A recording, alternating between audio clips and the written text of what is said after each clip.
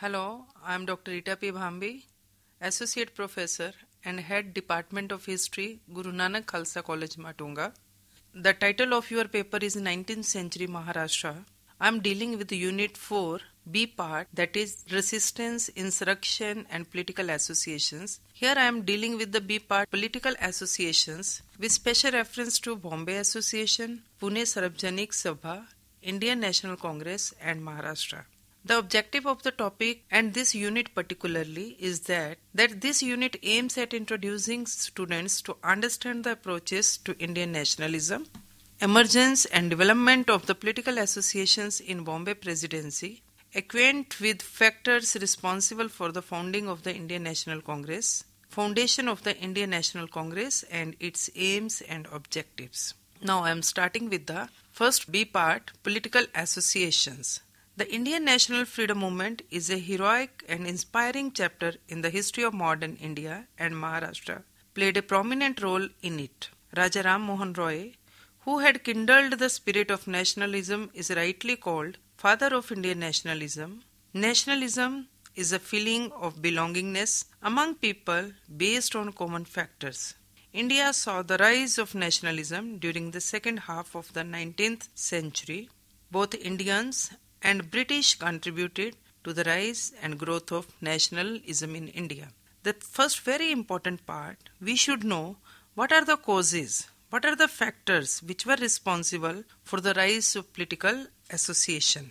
The effect of the new forces was also felt in the reorientation of political ideas and views of the people in Maharashtra. The young educated elites of Bombay, such as Baudaji Lad, Narayan Dinanathji, Dadabhai Naroji and others wanted to establish an association where matters pertaining to politics and welfare of the people could be discussed. Perhaps they were encouraged by examples such as formation of British Indian Association established in October 1851 at Calcutta and the establishment of its branch at Madras in February 1852. The first very important cause for this one was the political unity of India. Contribution of the British rule in India had negative and positive points. Among the positive contribution was the political unity which British imperialism and English language gave. When they came, India was a land of various factions. The Marathas, the Sikhs, the Jats and the Muslims had broken up the country into congress of states, each having its own political and territorial existence. The British pressed them all together under the steamroller of their military might, which brought about political unification. For the first time, the entire Indian territories were brought under one rule. The British conquered the whole Indian and created the largest state under one centralized administration. Thus, common subjection, common institutions and laws began to shape India in a common mold. After the chaotic conditions of 18th century, the British established peace and orderly government in India. The administration began to be conducted on the principle of law. The establishment of political unity and uniform system of administration generated a feeling of oneness among the people. Another cause for the rise of political associations are the developments of means of transport and communication. The administrative convenience, movement of military and urge of economic penetration and commercial exploitation were the main aims for the development of means of transport. A network of roads and railways were laid down and linked one province with another and big cities with rural areas. The introduction of telegraph and railways in 1852 and 1853 respectively gave India swift means of transport and communication. They broke the age-old isolation of villages and people had the opportunity of coming closer to each other. Moreover, they promoted trade and commerce and helped people of different regions to develop social, intellectual intercourse. National literature could be circulated through the post offices that operated in every corner of the country. Even telegraph brought about a revolution in the speedy transmission of messages. Thus, the modern means of communication enabled people living in different parts of India to maintain contacts and thus promoted the cause of nationalism. In fact, modern organizations like Indian National Congress, the Indian Trade Union Congress, etc., could neither have come into existence nor could function on national level without the facilities provided by the modern means of transport and communication. Next course was the introduction of modern education. The introduction of modern system of education gave a new direction to Indian political thinking. T.B. Macaulay's decision in 1835 to provide English rather than vernacular education inaugurated the system of English education in India. The purpose of English education conceived for efficient administration. They needed Indian clerks educated in English in order to run their rule, but it opened floodgates of liberal European thought among the educated Indians. The second half of the 19th century was the golden age of liberalism in Europe, particularly in England. The study of the political classic of English literature from Milton to Mill planted seeds of liberalism like nationalism and democracy in the minds of English educated Indians. They read the works of Mazzini in Italy, Rousseau and Voltaire of France, Macaulay and Mill of England. The works of these champions of liberty, liberalism and nationalism developed political consciousness and unity among Indians. Rabindranath Tagore said that they had come to know England through her glorious literature, which had brought new inspiration to our young lives. The English authors, whose books and poems they had studied, were full of love, humanity, justice and freedom. English served as a common language for the Indians. It provided a common forum for the intellectuals of India to draw closer to each other and exchange their ideas. In the words of K. M. Panikkar, the uniform system of education throughout India through a single language produced among Indians the like-mindedness, the community of thought, feelings and ideas. The next course was the development of Indian press and literature. The Indian press and literature, both English and vernacular, aroused national consciousness among the people. It was the European who set up printing press in India and published newspapers and literature. Nationalist newspapers such as Indian Mirror, Amrit Bazar Patrika, the Indian National Herald, the Hindu, exposed the evils of the British and played a great role in the growth of Indian nationalism. It was very vocal in its criticism of the policies pursued by the British in India. The editors wrote fearlessly and exposed freely the evils of foreign rule. Editors like Lala Lajpat Rai of Bande Mataram and the People and Bal Gangadhar Tilak of Kesari and Maratha suffered deportation. 5 editors of Yugantar were put behind the bars. The nationalist press had to pay a very heavy price for its nationalist views. Thus, the press became the mirror of Indian nationalism and the primary medium of popular education. The literature produced during the period, such as novels, plays, poems, greatly helped in national awakening. The novel Anand Math and Bande Mataram of Bankim Chandra became a great source of inspiration to the people. For the first time, it was sung at the annual session of the Indian National Congress. Literature produced by Bhartendu Harishchandra in Hindi, Vishnu Shastri Cheplunkar in Marathi, S. Bharti in Tamil and Rabindranath Tagore in Bengali affected the minds of the people. They brought revolution in the minds of people that were responsible for the growth of nationalism. The bad condition of the masses, as depicted in the writings of Dadabhai Naoroji and R.C. Dutt, touched the conscience of the intellectuals and made them aware of the exploitative nature of the British economic policies. Next, very important is the emergence of the middle class intelligentsia. British administrative and economic innovations gave rise to a new urban middle class They learnt English for it promoted employment and gave a sense of prestige. This class proved to be a soul of modern India and provided leadership to the Indian National Congress in all stages of growth. Both Indian and European scholars began to dig the mysteries of India's past. They emphasized the past glory and the rich heritage of India.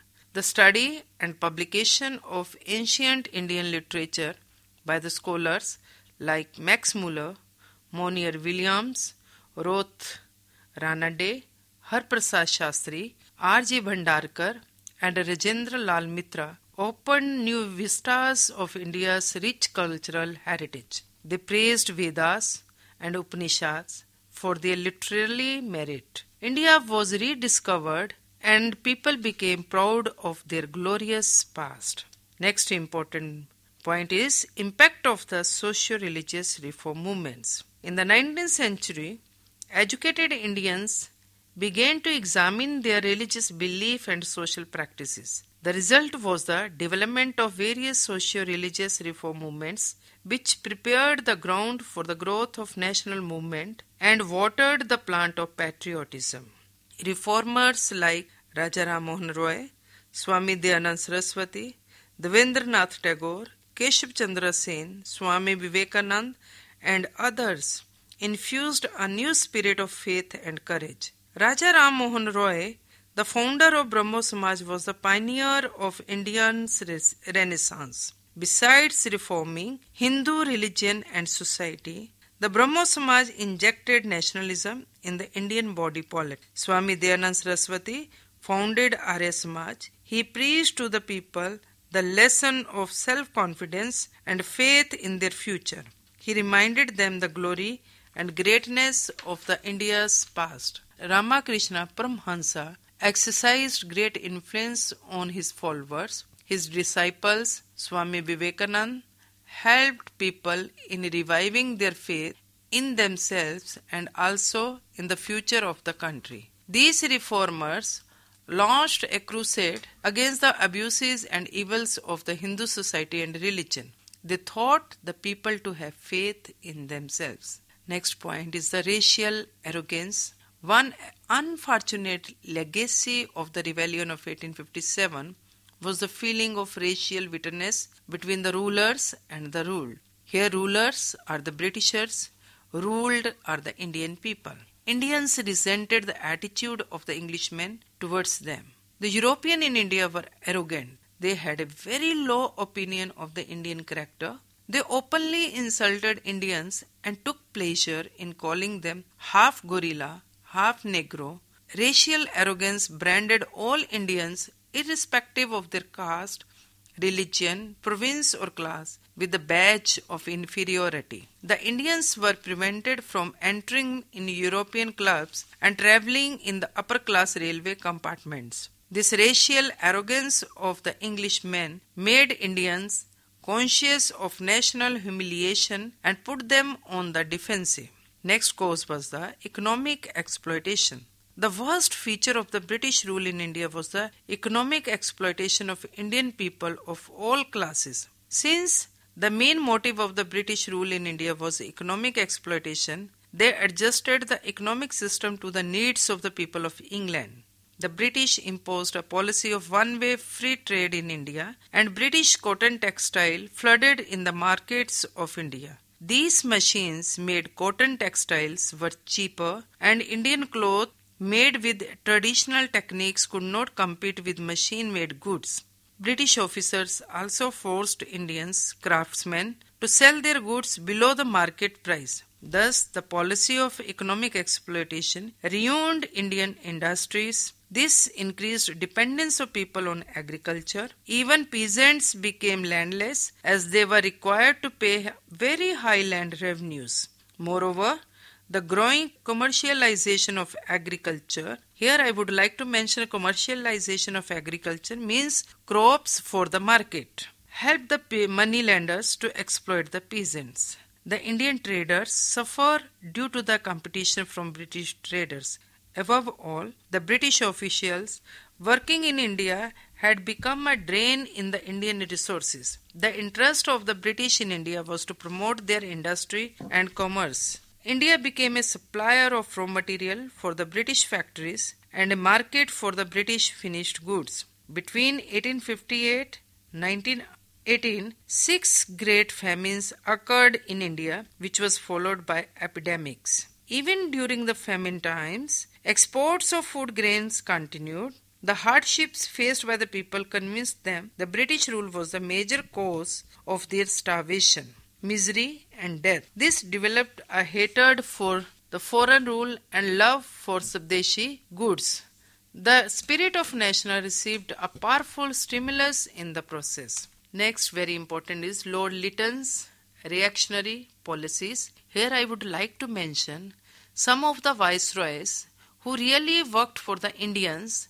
They were loved by the Indians, but they were hated by the Britishers. But some of the viceroys, they really worked for the interest of the Britishers. Naturally, they were loved by the Britishers and hated by the Britishers. Among them, Lord Lytton, his reactionary policies were also responsible for the growth of nationalism. The period from 1870-1884 has been called the seed time of Indian nationalism. The acts of omission and commission in the time of Lord Lytton accelerated the nationalist movement. Lord Lytton held his famous Delhi Darbar in 1877 at a time when the people of South India were suffering terribly from the destruction brought about by famine. Most of the import duties on British textile imports were removed to please the textile manufacturers of England. The action was interpreted by Indians as proof of the British desire to ruin small but growing textile industries of India. In 1878, the Arms Act was passed, which disarmed the Indians. It appeared to Indians as an attempt by the government to weaken the whole nation. The Second Afghan War cost the Indian treasury a lot. Lytton passed the Vernacular Press Act, which empowered the district magistrate to require the editor of a newspaper written in Indian languages to enter into a bond to publish nothing likely to excite the feelings of dissatisfaction and strong feelings of dislike between persons of different races, caste, and religion. It was condemned by the politically conscious Indians. It has been pointed out that the act was retrograde and ill-conceived measure injurious to the future progress of India. At the time in 1878, the government announced new regulations reducing the maximum age limit for sitting in the Indian Civil Service examination from 21 years to 19. The Indians found it difficult to compete with the English boys since the examination was conducted in England and in English. All these measures created widespread discontentment among the Indians. Anti-Indian administration of Lord Lytton helped to identify discontent against foreign rule. The Elbert Bill controversy. During the viceroyalty of Lord Ripon arose the controversy concerning the Elbert Bill. Ripon tried to pass a law to enable Indian district magistrates and session judges to try Europeans in criminal cases.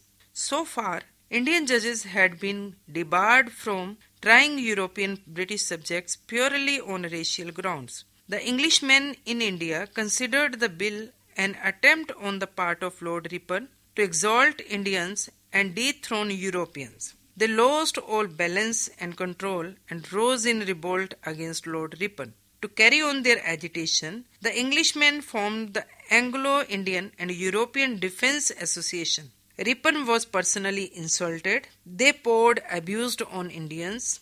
Lord Ripon became the target of agitation. The Europeans declared that even the most highly educated among the Indians were unfit to try any European. In the end, the government bowed before the Europeans and modified the bill. The modified bill provided that a European British subject brought for trial before a district magistrate or a session judge could claim trial by a jury of 12, of whom at least 7 must be European. The modified bill was passed in January 1884. The educated Indians could never forget the lesson of the Elbert Bill. They saw the power of agitation.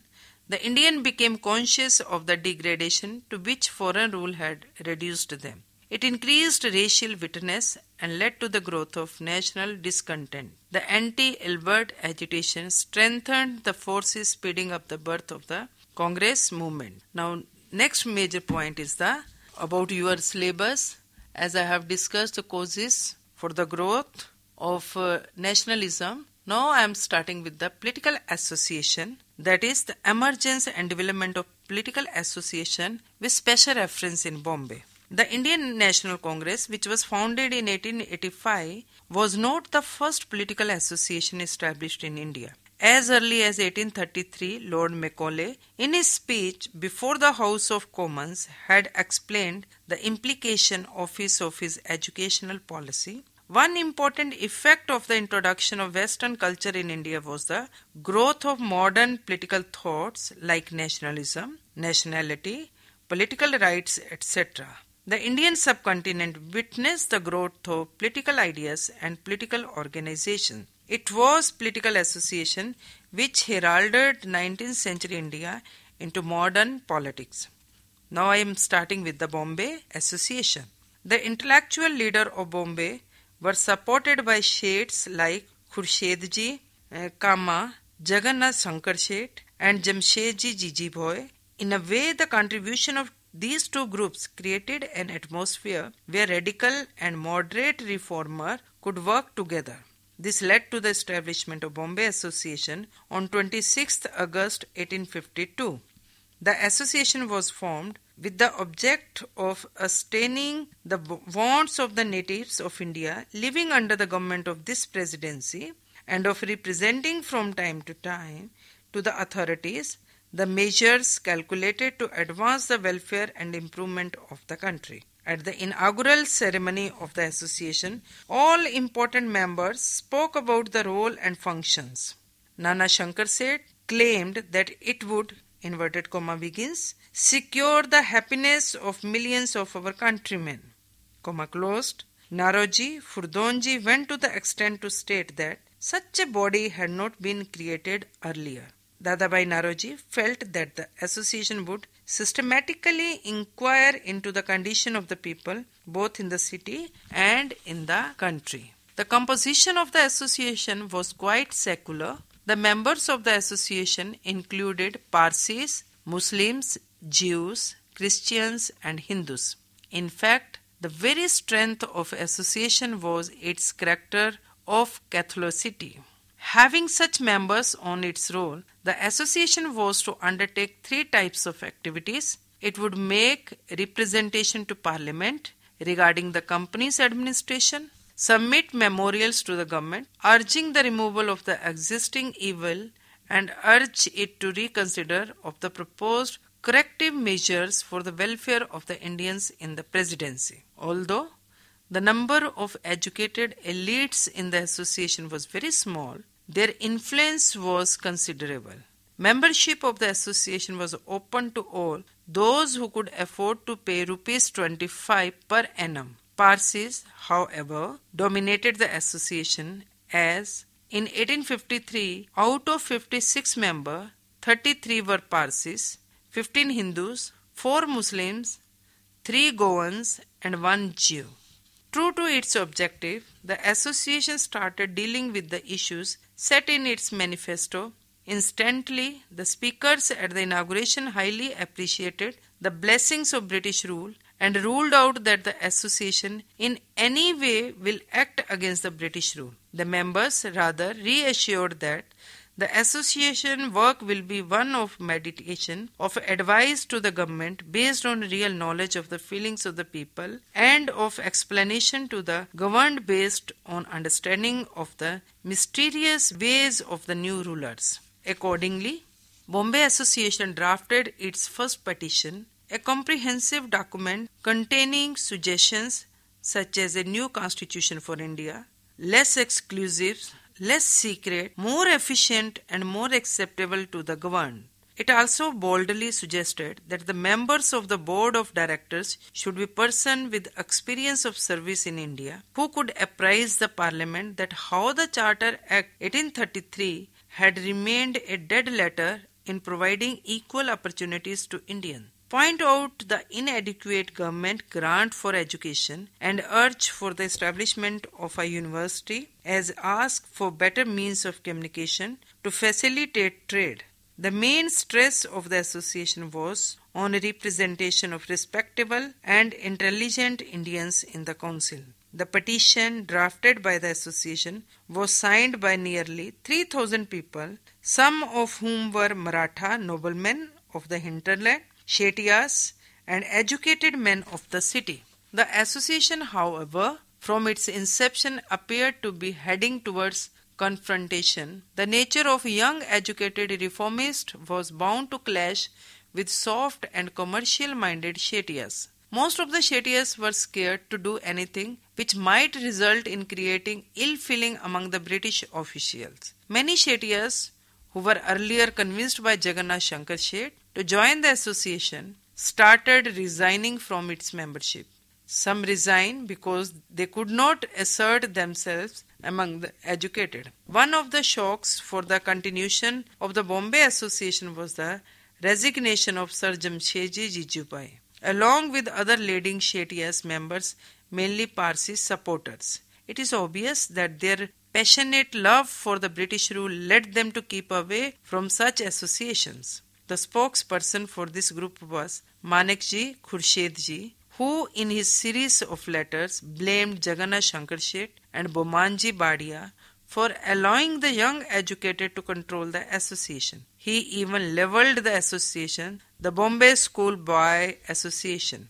He remarked that the list of grievances against the company's administration drawn up by these young educated men was a suicidal step. He attacked the incompetency of these young educated reformers as well as the ignorance of pro-association Shetiya faction. Manekji Khurshedji believed in the superiority of the British rule and the need for the peace and tranquility in India. He bestowed upon the British government all the praise for every kind of development in the country. He even referred to the association as associated. Secretaries of the Bombay Association and SOS, a refined species of pickpockets. These remarks and attack made Bahudaji Lad to sue Manekji.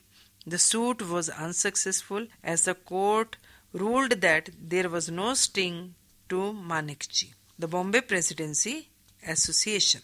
The local businessmen dominated the Bombay Association. Its president Mangaldas Nathubai was the biggest property owner in the town. At that time, younger generation of English educated was growing up in Bombay. Their idea of politics differed from the members of Bombay Association. Moreover, nothing was heard of the activities of Bombay Association under these circumstances in January 1885. Three prominent leaders of Bombay, Firoz Shah Mehta, K.T. Tilang and Badruddin Tayabaji, set up the Bombay Presidency Association. From the beginning, it had friendly relations with the Pune Sarvajanik Sabha. In September 1885, the Bombay Presidency Association, the Pune Sarvajanik Sabha, the Mahajan Sabha of Madras, and the Indian Association of Calcutta sent a joint deputation to England to present India's case before the British electorate. The deputation was led by N. Chandravarkar from Bombay, Ramaswamy of Madras, and Manmohan Ghosh of Calcutta. 3 months later, it was the Bombay Presidency Association which played host to the first Congress. Now I am dealing with the next Sabha, that is the Pune Sarvajanik Sabha. Pune was a greatest rival of Bombay in Western India in the 19th century, not in commercial but in the cultural and political sphere. It was a Maratha city of par excellence, and Marathas were the rivals of the British rule in India. It was the first city to follow the lead of the British India Association of Calcutta. The Pune Deccan Association was floated early in 1852, but it never got off the ground. Started originally as the Pune Association in 1867 on the lines of Bombay Association, the Pune Sarvajanik Sabha got its name in April 1870. Its main object was to serve as a bridge between the government and the people. It aimed at to convey to the government the wishes and the opinion of the people regarding the laws passed by the government, to suggest ways for improving the functions of local municipality, to promote understanding between the people and the government, and to attend other matters of public interest. G.B. Joshi, M.G. Ranade, Bal Gangadhar Tilak and G.K. Gokhale were the active members of the Sabha. During the first 2 years, the Sabha concerned itself with the problems with local character. The arrival of M.G. Ranade in Pune as a subordinate judge became a turning point in the history of the Sabha. Very soon, Ranade became the life and soul of the Sabha. It became the leading association of the Progressive Party of the association. A detailed study of the economic condition of agricultural classes in the Deccan was made by the Sabha. Its members rendered relief to the people of Deccan during the famine of 1876-77. In 1875, the Pune Sarvajanik Sabha sent a petition to the British Parliament asking for Indian representation in the British Parliament. In 1876, while congratulating Queen Victoria on the assumption of the title of Kesre-Hind, it made an appeal to the British Queen to give more representation to Indians in Legislative Council and relax the financial burden on the poor people of India by reducing national debt. In January 1877, a darbar was held in Delhi to proclaim the British Queen the Empress of India. At that time, the Sabha tried to create an opinion among the Indian princes for the holding of periodically conferences of representatives Indians. The growing popularity of Pune Sarvajanik Sabha caused alarm to the British authorities as well as to pro-British press. The government increased control on the Sabha and its leaders. The Englishmen that the Sabha was trying to build up an empire within the empire. Until the Bombay Presidency Association got underway in 1885, the Pune Sarvajanik Sabha was a leading association in Western India. It agitated on subjects such as the Bombay Forest Regulations, the license tax, the Elwood Bill in favor of the local self-government. The Sabha was the first for an extension Ripon's viceroyalty. In 1884, it pressed for reform of the Legislative Council and recruitment of the Indians to the civil service. By building up reputations, the Sabha succeeded in winning some influence with the government, which it retained until Bal Gangadhar Tilak took over the Sabha in 1890s. With this, I am going to conclude the first part, that is the political associations in Bombay. Conclusion. The idea of a common political organization for the whole country was old, but it took decades to ferment and materialize. The East India Association, founded in London by Dadabhai Naoroji in October 1886, had hoped to set up branches in Calcutta and Bombay. It claimed to work for the public interest and welfare of the Indians. In 1877, the Pune Sarvajanik Sabha had urged the representatives of Bombay and Bengal to work together. The Sabha sent a deputation to Calcutta to hold a conference and the interchange of ideas of the political association in Calcutta. There were protests all over India over the license tax, that is in 1878, and the abolition of cotton duties. In 1880s, certain developments pushed the leaders of the various regional associations to common action. In 1882, there was a plan for a national meeting. The Indian Association of Calcutta had plans to hold a national conference. In 1883, K.T. Telang went to Calcutta to arrange for political concert between Calcutta and Bombay. Thus, in the year 1883-1884, the various local associations in the presidency town were forging towards unity. During November-December 1884, there was demonstrations throughout India to mark Ripon's departure from India. These demonstrations marked the spirit of organization which India had never been before. Now I am dealing with the Indian National Congress and Maharashtra. That is the next part of the unit. The period from 1876 to 1884 has been called the seed time of Indian nationalism. It was a period of passing the notorious Vernacular Press Act, which put restrictions on the press to curb Indian sentiments. The Second Afghan War brought untold suffering to the army people. There was the Albertville controversy. Lakhs of Indians died in the famine that took place during the period.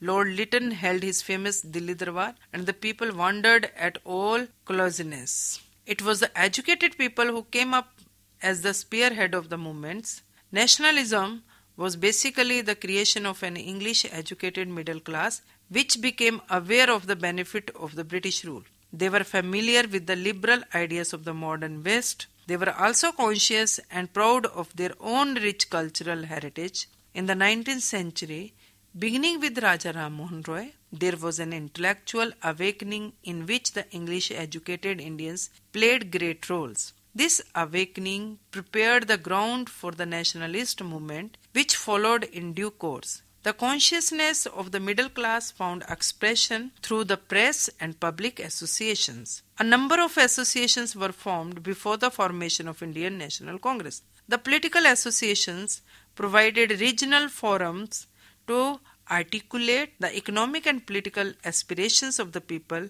in the irrespective areas. However, the politically conscious Indians came to realize the need to organize an All India Forum. This aspiration led to the establishment of Indian National Congress in 1885. With the establishment of Indian National Congress, the national movement and the struggle for freedom from the British rule was launched in an organized manner. Now, factors leading to the founding of the Indian National Congress. The foundation of the Indian National Congress in 1885 was not a sudden event or a historical accident. It was a result of the evolution of the political ideas and organizations. The political awakening that began in 1860s moved towards maturity in the early 1880s. The politically matured intellectuals broke the chains of narrow group and regional interest and projected themselves as representatives of national interest. There are several views on the origin of the idea of National Congress.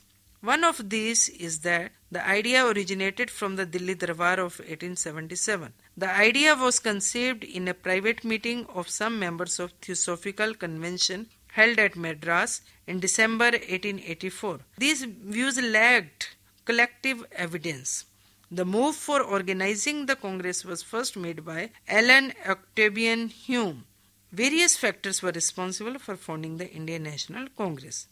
As I've told you, reactionary and liberal policies of the Viceroys. It is believed that the reactionary measures Lord Lytton, such as Vernacular Press Act 1878, the Arms Act and passing the Aylward Bill, fastened the process which led to the foundation of Indian National Congress. William Wedderburn, the autobiographer of A.O. Hume, he said that the state of things at the end of Lord Lytton's reign was bordering upon a revolution.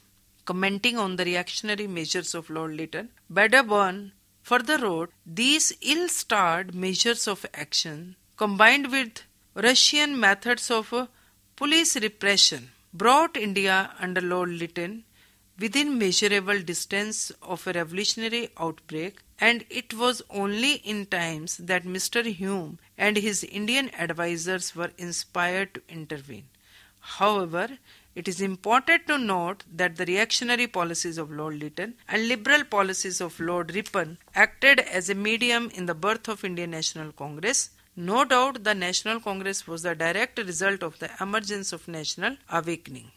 Then the three notes of Lord Ripon. Lord Ripon recorded three notes before his viceroyalty. The first note highlights the fact that the government should consult the educated leaders of India in request of public matter. He had expressed the view that the British administration in India would be shattered if it failed to adapt itself to the newly emerging spirit of progress in the country. He was of the opinion that the aspirations and ambitions of the English educated Indians should be taken into account so that they could become the supporter of the British Raj.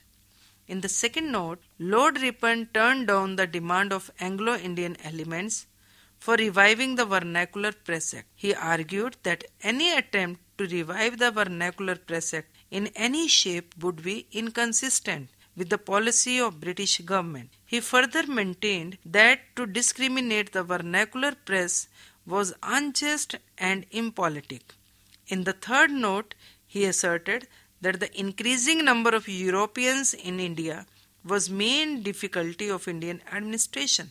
To avoid such problem, the educated natives may form a sufficiently compact and intelligent body to exercise political pressure and to make their views heard and to advocate principles of government. Though Lord Ripon views shows his desire to organize the educated leaders of public opinion, there is no evidence available to suggest that before he left India, he encouraged Hume to form a compact association. Whatever, Ripon was the real inspirer of the origin and objectives of the Indian National Congress. Role of Allan Octavian Hume.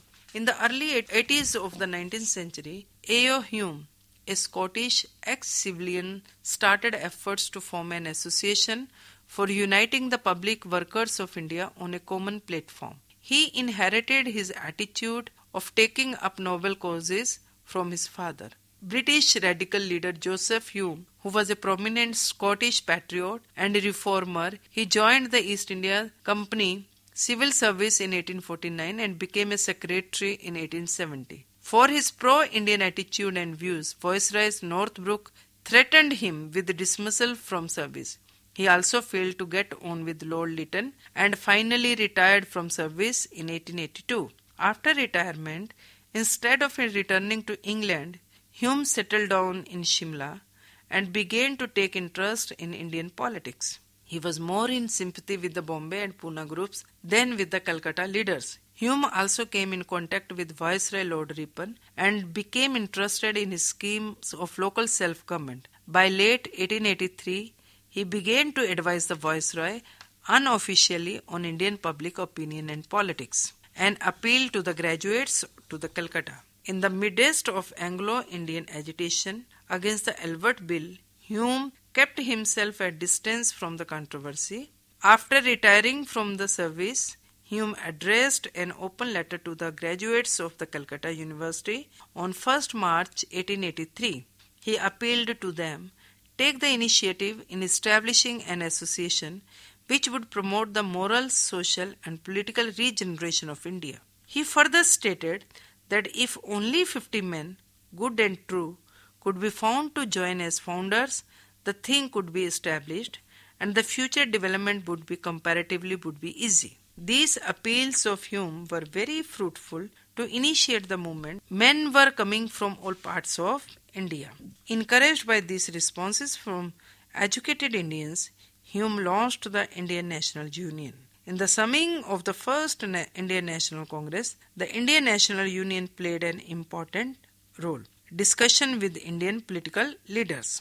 Between December 1884 and March 1885, Hume had talked with eminent national leaders in Calcutta, Bombay and Madras. However, it was on the Bombay leaders like William Wedderburn, Dadabhai Naroji, M.G. Ranade, Firoz Shah Mehta and D.E. Vacha that Hume relied most for launching his new political in India.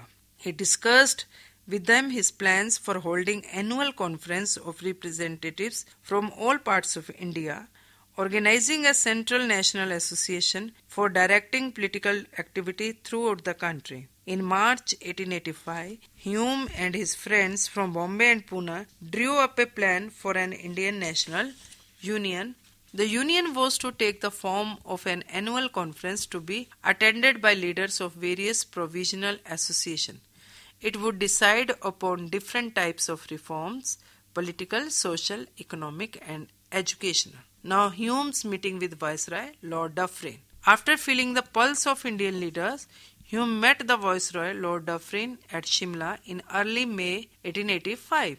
He briefed the Viceroy about conference of representatives from all parts of India to be held in Pune in December 1885. Lord Dufferin showed interest in Hume's plan of an Indian National Union, but he objected to the idea of having any official link with the Union. He welcomed the plan, an organization through which the government might kept informed of the Indian public opinion. Dufferin suggested that the proposed body should also discuss political questions. He expected the body to perform the functions which Her Majesty opposition did in England. Hume accepted the suggestions of Viceroy and discussed his plan with many leading Indians who also supported it. In March 1885, a circular was issued by Hume stating that the first conference of Indian National Union would be held at Pune in the last week of December 1885. This conference would be attended by delegates from Bombay, Bengal and Madras Presidency. The Pune Sarvajanik Sabha under Chipulunkar and his friends agreed to form a reception committee for hosting the first conference of the Indian National Union. A reception fund was also started for this purpose. After his preliminary work in preparation for convening the Conference of Indian Leaders, Hume went to England and remained from August to November 1885 in England. He consulted eminent politicians and set up in Telegram Union that would arrange for publication of Indian news in the leading newspapers of England. Having made all arrangements in England, Hume returned to India before the Congress began. In March 1885, it was decided that a conference of the Indian National Union would be convened at Pune during the Christmas week. Earlier, Hume and his group considered Calcutta as the most likely place for the conference, but later they opted for Pune because it was centrally located and the Sarvajanik Sabha expressed readiness to make arrangements for the conference and provide funds. However, due to the outbreak of cholera in Pune, the venue had to be shifted to Bombay. The first meeting of the Congress was held on 28th December 1885 in Gokul Das Tejpal Sanskrit College, Bombay. It was attended by 72 delegates. It was a colorful gathering. Delegates from different regions appearing in their regional dresses and some in European dresses. Among the gathering were Dadabhai Naroji, K.T. Telang, Firoz Shah Mehta, D.E. Vacha, B.M. Malabari and N.C. Chandravarkar from Bombay, M.G. Ranade and G.G. Agarkar from Pune, Diwan Raghunath Rao, P. Rangayya Nadu, P. Ananda Charlu and S. Subramania Iyer from Madras, W.C. Banerjee and Narendranath Sen from Calcutta, Lala Bajnath from Agra and A.O. Hume from Shimla. The largest number of representatives came from the Bombay Presidency, while the smallest came from Bengal. The president of this historic inaugural session of the Congress was W.C. Banerjee. He was one of the first ever Indian barrister and the foremost legal luminaries in his days. Aims and objectives of the Congress. The early nationalist leaders did not wish to launch a direct struggle for freedom at the initial stage of their organization. They preferred first to lay the foundation of such struggle. The aims and objectives of the Congress were stated by the President W.C. Banerjee in his presidential speech. Their basic aims and objectives can be summarized as follows. First, to promote the feeling of national unity, to weld India into a nation. Second, eradication of all prejudices relating to race, creed or provinces, consolidation of sentiments and national unity. Third, to educate the Indian people in politics of the country and organize public opinion in the country. Fourth, to create an all-India leadership and train a common band of political workers to carry on political work. Fifth, formulate economic and political demands in such a way so as to unify the people on the basis of a common economic and political program. The President also enumerated the blessings conferred by the British on India. He assured that the educated Indian would be loyal and well-wishers of the government. He clarified that their purpose in organizing the Congress was to represent their views to the authorities. The Congress leaders had faith in what they described as the British sense of justice. They were not thinking in terms of expelling the British. They wanted the policies adopted by the Government of India.